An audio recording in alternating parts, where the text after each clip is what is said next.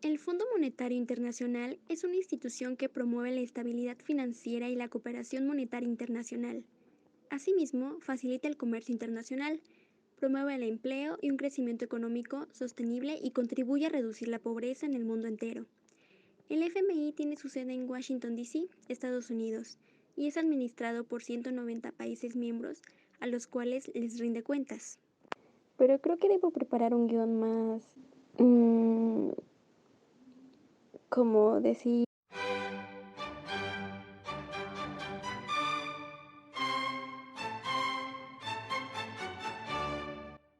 La desvalorización del mundo humano crece en razón directa de la valorización del mundo de las cosas. Arrancamos con esta frase. Mi nombre es Camila Fernanda Alquicira Flores y me complace darle la bienvenida a mi podcast. Para empezar, ¿qué es el Fondo Monetario Internacional? Se trata de una institución que promueve la estabilidad financiera y la cooperación monetaria internacional. Asimismo, facilita el comercio internacional, promueve el empleo y un crecimiento económico sostenible y contribuye a reducir la pobreza en el mundo entero. El FMI tiene su sede en Washington, D.C., Estados Unidos, y es administrado por los 190 países miembros a los cuales les rinde cuentas. La idea de crear el FMI se planteó en julio de 1944 en una conferencia de las Naciones Unidas celebrada en Bretton Woods, en Nuevo Hampshire, Estados Unidos, cuando los representantes de 44 países acordaron establecer un marco de cooperación económica internacional destinado a evitar que se repitieran las devaluaciones cambiarias competitivas que contribuyeron a provocar la Gran Depresión de los años 30. Para finalizar esta introducción, solo queda decir que la principal misión del FMI consiste en asegurar la estabilidad y sistema monetario internacional, es decir, el sistema de pagos internacionales y tipos de cambio que permite a los países y a sus ciudadanos efectuar transacciones entre sí. ¿Cómo funciona el FMI y cómo es la interacción de este con sus países miembros? Para mantener la estabilidad y prevenir crisis en el sistema monetario internacional, el FMI pasa revista a las políticas económicas aplicadas por los países miembros, así como a la situación económica y financiera nacional, regional y mundial a través de un sistema formal de supervisión. El organismo internacional proporciona asesoramiento a los países miembros y promueve políticas que apuntan a fomentar la estabilidad económica, reducir la vulnerabilidad de crisis económicas y financieras y mejorar los niveles de vida. Asimismo, publica evaluaciones periódicas sobre el panorama internacional en perspectivas de la economía mundial, informe WEO por sus siglas en inglés, sobre los mercados financieros en Global Financial Stability Report, sobre la evolución de las finanzas públicas en Fiscal Monitor y sobre la posición externa de las economías más grandes en External Sector Report. El FMI rinde cuentas a los gobiernos de sus países miembros. La instancia máxima de su estructura organizativa es la Junta de Gobernadores, que está integrada por un gobernador y un gobernador suplente por cada país miembro, generalmente la cúpula del Banco Central o del Ministerio de Hacienda. La Junta de Gobernadores se reúne una vez al año en ocasión de las reuniones anuales del FMI y el Banco Mundial. Los 24 gobernadores se conforman el Comité Monetario y Financiero Internacional, CMFI, asesoran al directorio ejecutivo del FMI sobre la supervisión y la gestión del sistema monetario y financiero internacional. Las operaciones cotidianas del FMI son supervisadas por el directorio ejecutivo, que tiene 24 miembros y representa a todos los países miembros. Esta labor es respaldada por el personal del FMI. La directora gerente es la jefa del personal técnico de dicha institución. Preside el directorio ejecutivo y cuenta con la asistencia de 4 subdirectores gerentes. ¿Cuál es la responsabilidad de los gobiernos en la implementación o aceptación de la ayuda del FMI? El FMI proporciona respaldo financiero para atender necesidades de balanza de pagos a los países miembros que lo solicitan. A diferencia de los bancos de desarrollo, el FMI no financia proyectos específicos. En respuesta a esta solicitud, un equipo de funcionarios técnicos del FMI evalúa con el gobierno la situación económica y financiera del país, así como la magnitud de sus necesidades generales de financiamiento y acuerda la respuesta de política adecuada. Normalmente, antes de que el FMI pueda conceder un préstamo a un país, el gobierno de este país y el FMI han de ponerse de acuerdo con respecto a un programa de políticas económicas.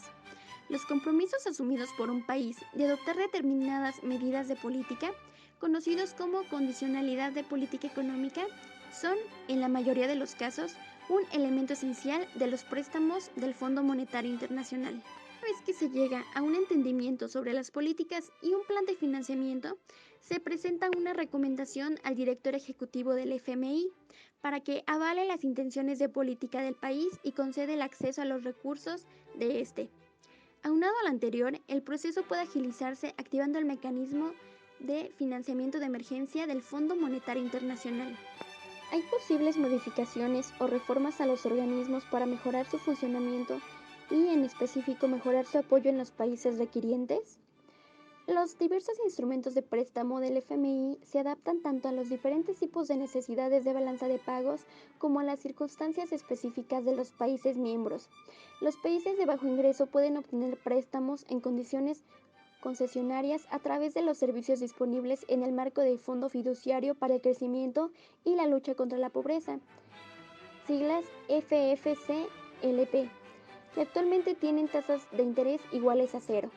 Históricamente, la mayor parte de la asistencia del FMI a economías emergentes y avanzadas en crisis se ha proporcionado mediante acuerdos de derecho de giro, a lo cual nos referimos con acuerdos stand-by, con el fin de resolver los problemas de balanza de pagos potenciales a corto plazo. El Servicio de Crédito Stand-by, SCS, tiene un objetivo similar para los países de bajo ingreso. El Servicio Ampliado del FMI, SAF, y el correspondiente Servicio de Crédito Ampliado, SCA, para países de bajo ingreso. Son los principales instrumentos para proporcionar apoyo a mediano plazo a países con problemas prolongados de balanza de pagos. El uso de estos servicios ha aumentado considerablemente desde la reciente crisis. De igual forma, para ayudar a prevenir o mitigar la crisis y apuntalar la confianza de los mercados durante periodos de mayor ingreso, los países miembros que ya aplican políticas sólidas pueden utilizar la línea de crédito flexible, LCF, o la línea de precaución y liquidez, LPP. Argentina entra como miembro al FMI el 19 de abril del año 1956, bajo la administración del general Pedro Eugenio Aramburu, quien aplicó cambios radicales tales como la desnacionalización de los depósitos bancarios, la eliminación del control estatal sobre el comercio exterior, la terminación de los tipos de cambio selectivos y la derogación de la Constitución Nacional sancionada en 1949, entre otras cuestiones. La intervención del FMI en Argentina ha sido llena de altibajos. Los acuerdos a los que han llegado tienen un buen planteamiento, pero a la hora de su ejecución no siempre logran ser cumplidos. Cuando el gobierno ha firmado el acuerdo y recibe el desembolso, suele suceder que se interrumpan los recortes fiscales, y esto provoca que las condiciones de negociación surjan una y otra vez hasta que el organismo decide retirarse y deja tras de sí un país sumido en una crisis económica, política y social. Actualmente, ¿qué está pasando en Argentina? Son ya casi 52.000 millones de dólares que debe pagar hasta el 2024 y que empezarían a vencer en 2021. El crédito otorgado en un principio era de 57.000 millones de dólares, que era el mayor préstamo en la historia de dicho organismo. Sin embargo, no se llegó a desembolsar más que un 80% en el periodo de Mauricio Macri. A inicios del presente año, la nación logró renegociar con mucha dificultad una deuda de casi 66.000 millones de dólares con acreedores privados.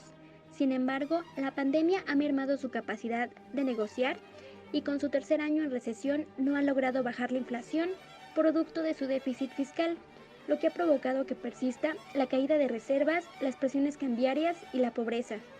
A continuación, algunas notas periodísticas.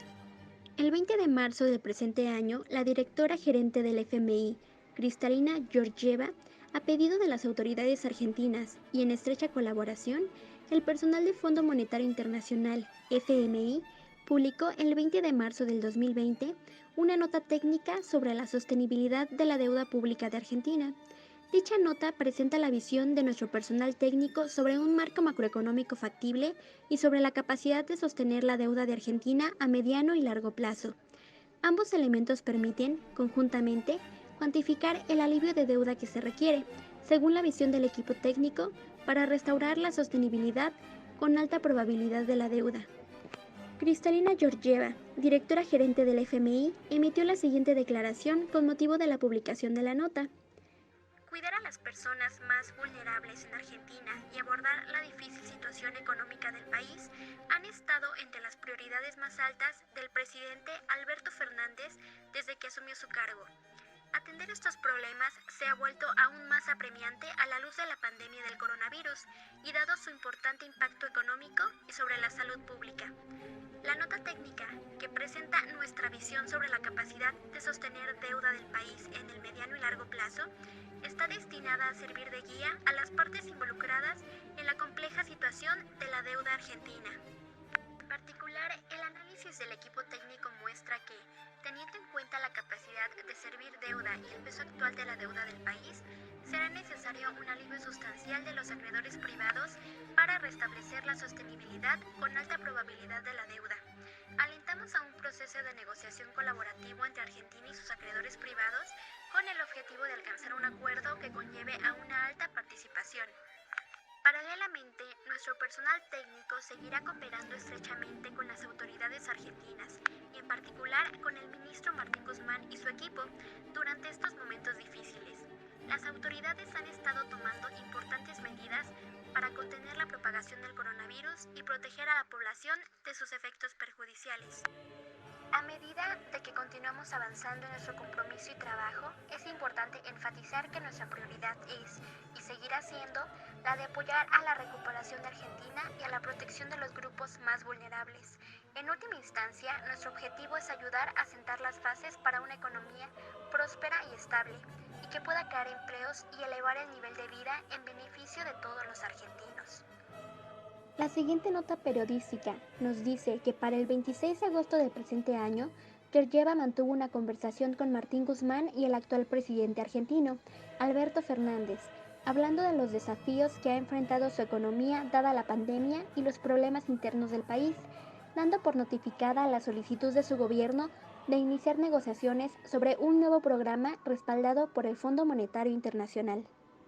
A continuación, la tercera nota del día 15 de noviembre del 2020 nos dice que Alberto Fernández ha iniciado una ruta para cerrar un acuerdo de facilidades extendidas con el Fondo Monetario Internacional que le permita postergar los pagos de la deuda de 44.000 millones de dólares que contrajo Mauricio Macri.